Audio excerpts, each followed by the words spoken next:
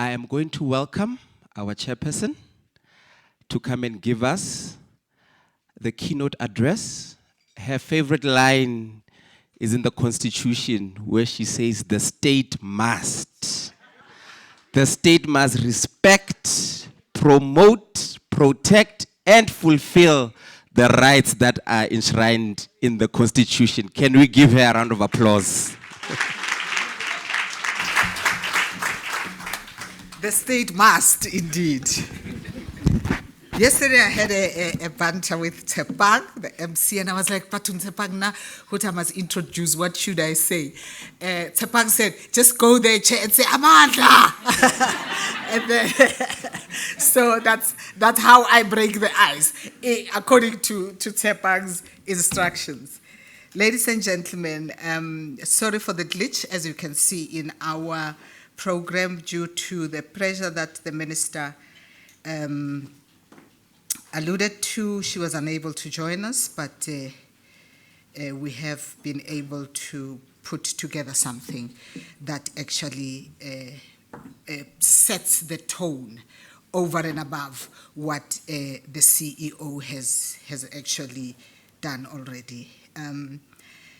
There are three ways in which we learn wisdom. The first one is reflection, which is the noblest. The second one is imitation, which is the easiest. And the third one is experience, which is the bitterest, because experience is usually after some hardship or other. Real people smile in trouble, gather strength from distress, and grow brave by reflection. So today we are here to undertake the noble process of reflection. We are here to reflect on the last 30 years of democracy in relation to gender equality. We come a long way, there's no doubt. Prior to 1994, I think Deputy President Phumzile Mlambo-Ngcuka has already mentioned some of the issues. We only had about 2.7 women representatives in our South African parliament. This was the the apartheid parliament. South Africa was one of the last to introduce full voting rights for all women, which only happened at the dawn of democracy in 1994. National Assembly started off very well with 26% of women representatives. These were all seasoned women leaders, chosen on merit, and their gender was just an added bonus, although this does not mean their gender was not intentionally considered. There's a long list of legislation that has been introduced since then to address gender inequality. I will skip some of the ones that the former Deputy President has mentioned, but I just want to highlight a few things. The first one, as we know, is our Constitution. We do take for granted that small book, and that Constitution actually is supposed to be our life. That's what we're supposed to be fighting towards. The founding provisions of our Constitution, even in the interim Constitution, expressly include non-sexism and non-racism. That is part of the value base in our Constitution. That is mentioned there. And then you have Section 3, which is in the Chapter 1 of our Constitution, which talks about equal citizenship. I chose today to amplify this because some of us may take it for granted that up to the 26th of April 1994, half of this room were people who were not regarded as equal citizens, who were regarded as minors, who, the Minister of Women was saying at some place that even your son could come and sign for you to get a gynecological procedure done in hospital, etc. So it's only a mere 30 years ago that some of us became equal citizens. As we know, there was extensive layering in our society then. Not only were we citizens as women, but all black women were at the bottom. And when I say all black, I mean African, colored, and Indian, because sometimes that layering and the deliberate tension and walls built around us has actually made us to actually think you were better off, you were better off. We were all in a layer of minors who did not matter. African women were in particular in the lowest and most ignored layer, unrecognized and disadvantaged in that category with no citizenship as well. The scholars and activists aptly call it triple oppression. Unfortunately, the layers of race, class, gender, poverty, burden of disease, burden of to be carers, albeit reluctant sometimes, means the layers in the within the internal layers are a burden mostly to us as women. It is a heavy burden that continues to be downplayed, scorned upon when we talk about it, and sometimes explained away. Then we go to chapter 2, which Tshepang has already referred to, which talks about the Bill of Rights.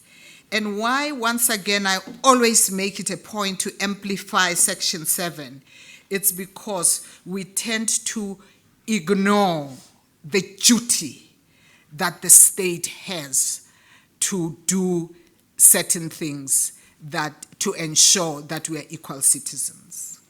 We ignore it and it manifests itself in the anger that we see in the public. The recent most one would be what you saw about the hospital situation in Helen Joseph. The disregard, the disrespect, the indignity within which people are treated. This was an ongoing and recurrent theme during the election period, where people were, without fail, use words like "Habariboni," they don't see us, they don't think we exist. People would say the arrogance is palpable. People would say that the disrespect is unbelievable. We are not human beings. We have come to that level of things, yet we have a provision in our Constitution, Section 7, that does not say the state may. It says the state must. So as we walk away here, we need to ask ourselves as South Africans to say, if I'm a duty bearer, am I doing what the state must do? If I am a citizen, am I doing what I want to enable the state to be able to must do? You know, all of those things. But the state must applies to all of us. There is a clear duty there, but it is not only about the state, it is the responsibility of all of us. And hopefully in these 2 days, we will be able to interrogate it. And then we go to Section 9, our equality clause. We know, Commissioner van der Merwe here is a scholar. We always have this debate about how inadequate it is. Yes, it is inadequate. However, at that time, 30 years ago, it was a good start because it said each and every one of us, whatever shade of color, size of body, race, ethnicity, religion, even status of health, you cannot be discriminated against. Yes, we still know at the CGE where women are asked to resign because they're pregnant. We still know that the trans community, transgender community is still being violated for the length of time that they're taking to undertake a transitional process. And it is taken as, you know what, that's a private thing. Don't bring it here. Why don't you resign whilst you are at it? But above all, we've got a bedrock in our Constitution, which is Section 10, human dignity. Human dignity. How do we talk about human dignity when 2 women, not so long ago in Mpumalanga, were rummaging through a dustbin and they were killed? So how do we talk about human dignity when in the first place it's not the matter of the women? But how did we end up with 2 women going into the dustbin because they have to feed their families? So the human dignity thing has got to be interrogated. Why it must be interrogated? The Constitution says it is inherent. When you are born, you automatically have the benefit of human dignity. You automatically have the right to make certain of your demands and claim certain of the benefits and responsibilities. How then are we where we are today when we are talking about inherent human dignity? It is not ordinary human dignity. Human dignity, if it is ordinary, it can be taken away. Ours, it is said in section 36, it is inalienable. Guys, help me there. Inalienable. You see some of these things. I'm able so to, girl, you'll excuse me. Inalienable. It means no one under any circumstance can actually take away human dignity from you. Let's ask ourselves, those of us who are sitting here who've got one or other duty, have we done enough to ensure that nobody takes away the next person's dignity? What have we done to make sure that nobody's dignity is taken away? When we go to hospital, we've been doing hospital oversights now, and women are having continue to have children continue to have babies on the floor and in their mattresses. Let's ask ourselves. It is not about, after all, somebody's stealing money somewhere. It's about your duty that you are supposed to roll out to the citizens of South Africa. These provisions in the Constitution are some of just a few. So I will go to the legislation, a long list of it that actually was made to bring to life these that I have mentioned and so many other of these provisions in the Constitution. The earliest and most successful one that so many of us celebrated was the Labor Relations Act of number 66 of 1995, where each and every employee out there was supposed to have the same rights, not to be fired without reason, not to be abused, not to be violated in certain ways.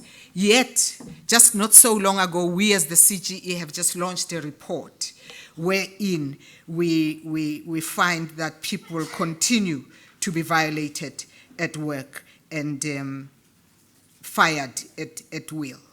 The LRA, I mentioned it because it's also powerful. It's one of the few instruments that talks about we, the people of South Africa, not men and women.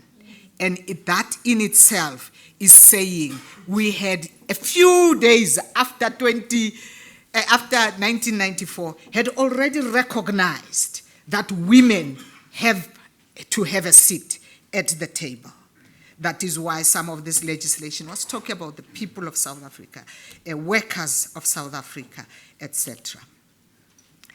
And then we also have the CGE Act. I'm sure some people will say, of course, there's a bias there. No, it's not about a bias of the CGE without a context. I'm mentioning the CGE Act because women and activists at the time took an intentional decision to have an entity such as the CGE as a standalone oversight, state-independent entity to redress measures for women as they were in the main victims of triple oppression. It was a well-thought-out approach, considering that women were far behind, and unless there was a clear gender equality agenda, we were once again going to be in the margins of a supposed democratic society. Strangely, despite this noble, logical push, there was great resistance from both men and women 30 years ago, and it continues to this day. We have the Domestic Violence Act. In 1998, Marion, myself, and a few other people, we danced. We were like, yeah, we've achieved this. We were excited because these were some of the gains that we had made. You had the Choice of Termination of Pregnancy Act in 1996. Once again, we celebrated. We said, our body, our decision. And we said, women's bodies are never going to be violated, not anymore. Sadly, we continue to get complaints where women have now gone back in bigger numbers bigger numbers to have informal, to put it mildly, but colloquially, backstreet abortions 30 years later. So all of these legislation that was put in place has actually fallen by the wayside. And maybe this is where we should be asking ourselves why and how. We've also got another milestone that we celebrated, Recognition of Customary Marriages Act of 1998.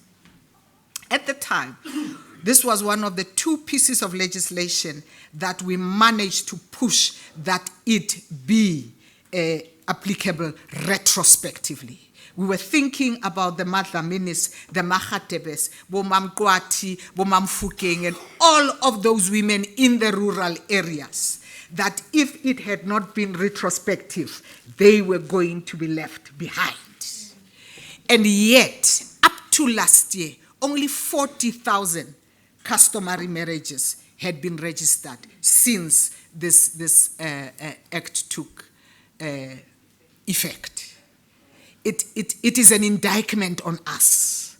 When you are working at Home Affairs and there are all these mothers who, instead of being on the mattress, zillaring and crying for their spouses, they are coming there every day because no balance of high cops, who is coming there to say, I am the wife. Here is a marriage certificate. What is your duty in terms of Section 7.2 of the Constitution to make sure that this should not be happening? This cannot recur, never again. It cannot happen. I'm seeing it every day. What are we doing? That must, that I keep saying, let's go back to, it speaks to each and every one of us here. That Recognition of Customary Marriages Act is such a powerful piece of legislation. Yes, it has got problems. 30 years later, we've recognized those problems. It actually says either of the parties in a customary marriage can actually go and register. Not both, either. So why is it that we are not encouraging people to Zamaya, go and register that marriage? You see, either of the parties can go and register. I just like that provision. It's Section 4, I think, of the Recognition of Marriages Customary Act, because it reminds me, Marion, you know, when we were firebrands, it's so many decades ago, that we even went for the small things that today continue to be meaningless, continue to be ignored. Why is it so? Why do we have only 40,000 marriages 30 years later? And everybody knows, from September to February, in our villages and communities, we dance, people get married. Why is it that? In fact, but apparently you guys are like big on customary, what you call it. So I'm appealing to us to start doing an introspection where we look at all those things. The Maintenance Act. We've got now a bill that is coming that talks about children having a right to choose to or not to be maintained by whoever is supposed to maintain them, or the mother or the father is asking for maintenance from them.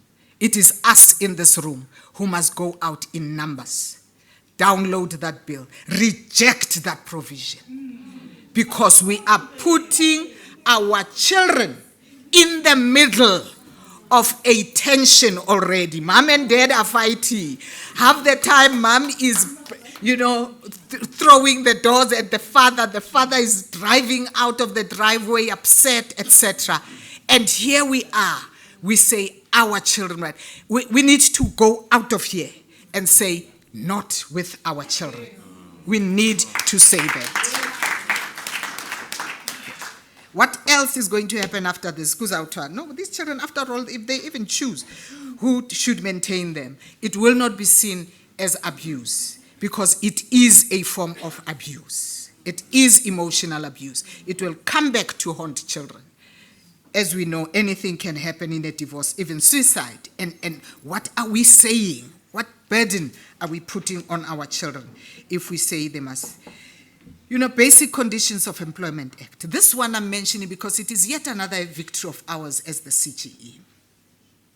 Basic Conditions of Employment Act and the Employment Equity Act did not recognize domestic workers and gardeners as workers. It had to take a fight, a painful fight of a Mrs. Sitole, Mrs. Mahlangu, who fell into a swimming pool during employment, and there was no recourse that she could take, not even unemployment benefits for the family after she had died. And it's these small things that when we are at the unemployment, UIF, whatever, where there are those long queues, we need to start asking ourselves, why is it that I keep returning these domestic workers and say this law does not apply to them? Let's ask ourselves, how many domestic workers are there in this country? It's a huge number of them. You must remember, every household in our country has got a domestic in one way or the other, even if it's a once-a-week person or whatever. But where there are no domestics, we even have informal traders, women who are informal traders. Why are we leaving them out? Why are we saying those aunties who sit along the road, who are scared to register, lest they are made to pay tax? They're living for hand to mouth, they're putting the money under the mattress. Why are we saying, therefore, they do not deserve protection? But why are we ignoring them when they are in our offices? So this must apply to all of us. Okay. Even the IEC Act, I included it here because it's something that we take for granted. People do not understand. The right, suffrage right, I'm open to correction once again, is not about voting. It's about choosing a government that you think will serve you the best.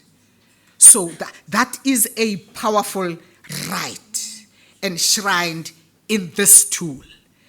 It's that right that everybody says, I'm heartful with you.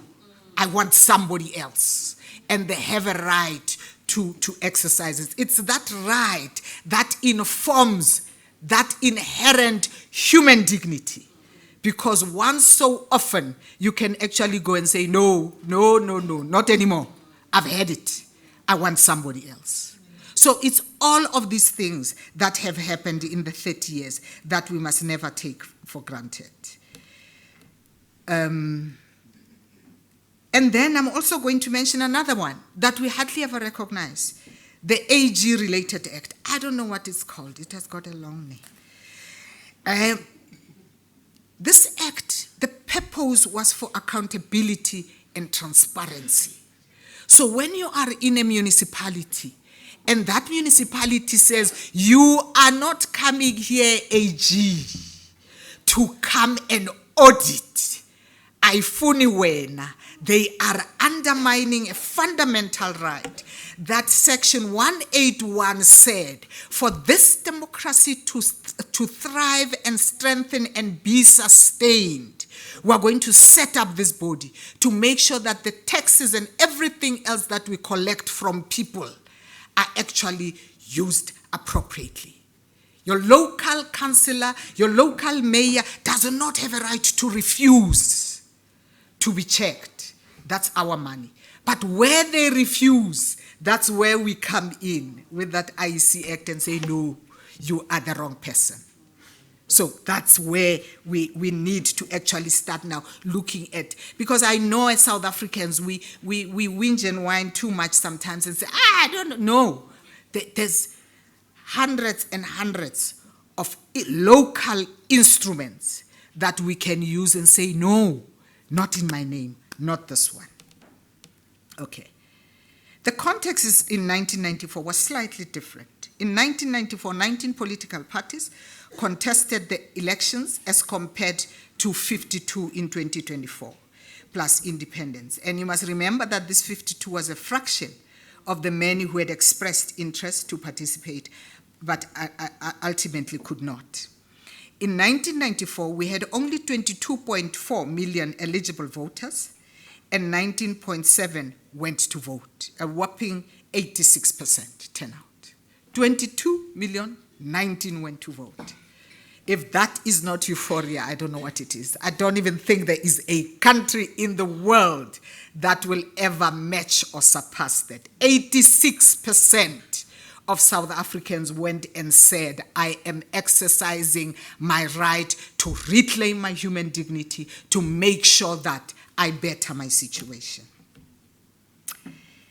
This is compared to 2024, where only we had 27.7 eligible voters and only 16.2 turned up to vote. Something has gone wrong there. Out of 27, you ended up with that, which means only 58% of people went to vote in 2024. We cannot afford to have a country where in no time we will be having only 30% of people voting and the rest of us just plod along. It's very difficult to reclaim that culture once you lose it. Of the 27.6 eligible voters, 15.2 were women and 12.3 million were men. So once again, 58% of the people who were eligible to vote were women. We continue to have the numbers, and we continue to register and do our civic duty. What then? We should be asking ourselves, what then are we getting out of that in return? Despite this, we had 58% of candidates in this last elections being male and 42% being female, despite us being 58% of the voters. And only 15 political parties had above 50% women representation out of the 52 parties. Only 15 had 50% and above. Before we even say, at least there was a 15 that had 50% and above, we need to be aware that some of those parties did it very reluctantly, and when their list dwindled in terms of people who ended up going to parliament and legislators, the lists got skewed. So it's not 50% of the 15 political parties who ended up with 50% of the women. Yeah, some of them were asked, do you mind, Comrade so-and-so does not have a job. Abo no balance, were asked to step aside a little bit. And this is despite the population standing at 51.4% of women and 48% of men forming our population. So we still are in the majority, a dwindling majority. In 1994, we were at 54.6 million women. We need to ask ourselves, what happened to the 3 million women? What has been happening? How is it that we have actually been affected so drastically? Why are men surviving more? Are women dying? What has been the burden of disease on us? All of those things we need to ask ourselves. The strength of 1994 is that extensive voter education and activism was undertaken around the inclusion of women as voters, public representatives, and a sector with opinions to take the country forward. There was a strong emphasis on expressing the interest of women and educating women to question parties about interests relevant to them as women. I have used the word educating deliberately and in a controversial manner, because there was the intentional going out to the far-flung corners of our country by women activists to go and educate women. It was for us, about us, by us. So it should not be something that we actually shy about. We went out to educate ourselves. Okay. I've used the word deliberately to pay tribute to those trailblazers who traverse the most rural corners of our country to work tirelessly with women, advocating for inclusion as leaders, as stakeholders, as role players, and voices to be listened to and heard. At the time, the key message was that the right to vote is a valuable means of express citizenship and accompanying benefits. This resulted, as I've pointed out, with the 26% in our first administration and rose steadily with 46% of women representation in the sixth administration. Unfortunately, since 1994, the rise in representation is skewed, but the issues that have actually been brought about have actually changed drastically to the disadvantage of women. In 1994, the interest was freedom and equality and starting anew within a democratic environment. In the early 2000s, the interests were tangible social justice rights, such as dealing with HIV and economic inclusion. In 2024, the interest has shifted to safety against the high levels of crimes in our society and in our homes, high levels of poverty, high levels of unemployment, and debilitating and decaying social fabric as a result of drug and alcohol abuse and misuse. A non-responsive economy that further stalls development and deepens the social challenges further. Sadly, during the 30 years, the unending flow of blood of queer persons continued unabated. In fact, continues unabated. In 1992, we all know how horrified we were of the murder of UDC Melani when he was lynched. Just 2 weeks ago, in Pietermaritzburg, Nombulelo Bika and Minentle Ngobo were brutally murdered. 30 years, in fact 32 years later, because UD was 1992. It has continued. The list is just too long. The list is just too long. Our homes and communities have become the most unsafe places to be at. One can argue that they've always been anyway to a large extent. The manifestation of the gender inequality and oppression now happens against the backdrop of a very complicated social, political, and economic fabric. Men are now mobilized as partners. The jury is still out. Some women continue to be active collaborators in various forms of oppression. Again, the jury is still out because of the power dynamics and politics of gender there. Poverty and wealth are now the determinants of our human dignity. It has shifted from being inherent. It depends on where you are in the economic scale. This was supposed to be an inalienable right and inherent that we all have. However, other things have overtaken it. This points to a deterioration of the quality of human life and dignity, and thus poses a threat to those values that the Constitution carries. The values of equality, human dignity, development, economic emancipation, transparency, and accountability amongst us. The question that should be, where is everyone in the state of affairs 30 years later? But above all, have we achieved what we set out to achieve? Let us therefore use this opportunity to reflect wisely so that the next 30 years are about correcting mistakes, strengthening our gains, and charting new waters to achieve gender equality in our lifetime. Without reflection, we go blindly on our way, creating more unintended consequences and failing to achieve anything useful. Thank you. Thank you, Chair.